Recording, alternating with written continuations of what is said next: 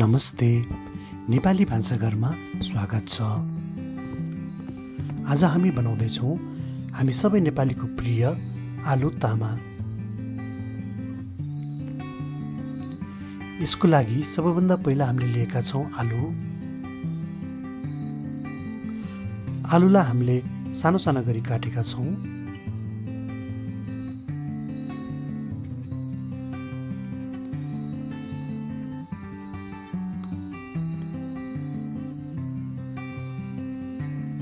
त्यसै गरी लसुनलाई पनि मोटो मोटो गरी काट्नुभए हुन्छ, धेरै सानो बनाउनु पर्दैन।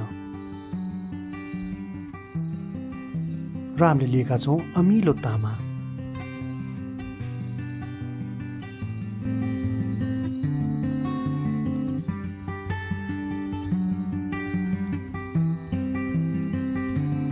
त्यसपछि हामीले एउटा तातो भाँडामा अलिकति तेल राख्नु पर्दछ।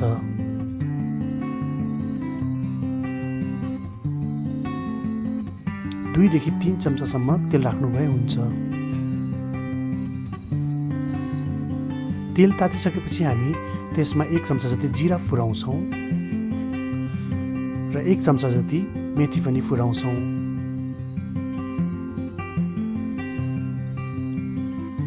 मेथी र जिरा कालो हुन थालिसकेपछि हामी रातो खुर्सानी पनि फुराउँछौँ।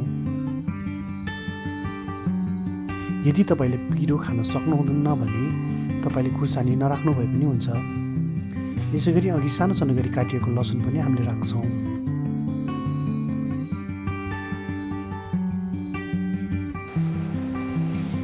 र सबै फ्राई भइसकेपछि अघि काटिएको आलु पनि राख्छौँ।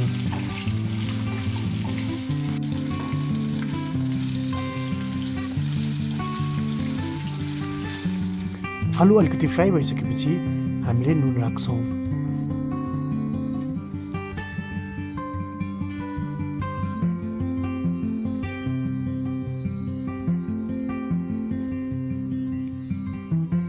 त्यसै गरी आधा चम्चा जति बेसार राख्छौँ र 1 चम्चा जति जिरा धनिया पाउडर राख्छौँ र हामीले मजाले चलाउँछौँ। सबै मसला हालिसकेपछि हामीले 2 कप जति पानी राख्छौँ।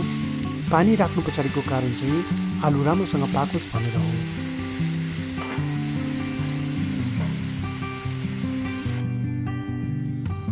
आलु राम्रोसँग पाकिसकेपछि अब हामी चाहिँ तामा राख्छौँ। तामा राखेर हामी एकछिन चलाउँछौँ।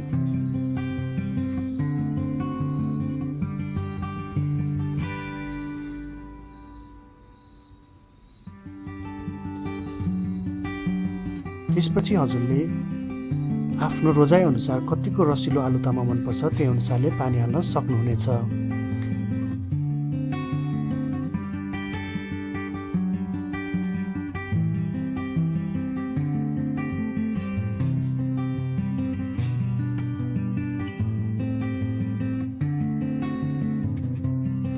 पाँच मिनटसम्म ढाकिसकेपछि हाम्रो यो तयार हुन्छ। हेर्नु त कति सजिलै आलु-तामाको रेसिपी तयार भयो। भिडियो तपाईँलाई कस्तो लाग्यो? कृपया सल्लाह सुझाव दिनको लागि कमेन्ट, सब्स्क्राइब, लाइक गर्न नबिर्सिनुहोला।